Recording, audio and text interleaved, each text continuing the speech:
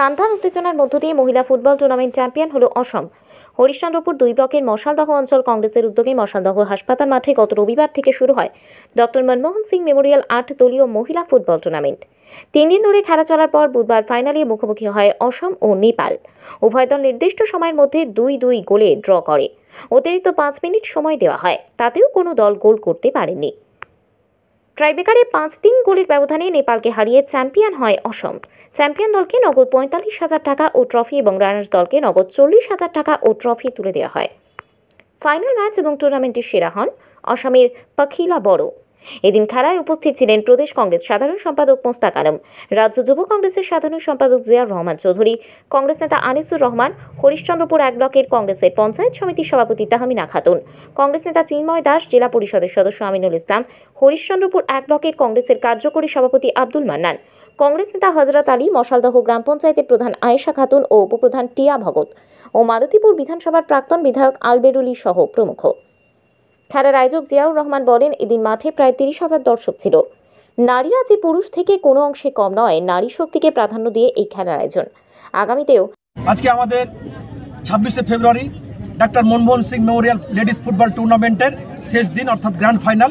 সেই গ্র্যান্ড ফাইনালে দুটো ম্যাচ আমাদের আজকে দুটো টিম ছিল, আসাম ভার্সেস নেপাল, যেখানে আমাদের উইনার হয়েছে আসাম, রানার হয়েছে নেপাল। আজকে মহিলা নারী শক্তিয়ায়নের প্রতি মশালদহ অঞ্চল কংগ্রেস, আনিসুর রহমান অঞ্চল প্রেসিডেন্ট, প্রত্যেকটা মেম্বার, কর্মী, বিকি, সুধীর থেকে শুরু করে প্রত্যেকেই আমাদের মেম্বার, ওয়ার্কার, লিডার, প্রত্যেকের সহযোগিতায় এবং কিছু বিশিষ্ট ব্যক্তি, আমাদের বিশিষ্ট শিল্পপতি মতিউর রহমান, আমাদের রাইস মিলের মালিক থেকে শুরু করে প্রত্যেকেই যিনারা ফাইন্যান্সিয়ালি আমাদের সহযোগিতা করেছেন, যার ফলে আজকে আমরা একটা সুন্দর ম্যাচ আমরা খেলা করার মানুষের জন্য উপহার দিতে পারলাম। এই ম্যাচ আমাদের শুরু হয়েছিল 23শে ফেব্রুয়ারি থেকে 26শে ফেব্রুয়ারি পর্যন্ত। প্রথম দিন ছিল আমাদের 23শে ফেব্রুয়ারি, সেকেন্ড ডে 24, তারপর 25 তারিখ ছিল আমাদের সেমিফাইনাল গতকালকে, আজকে হলো আমাদের গ্র্যান্ড ফাইনাল।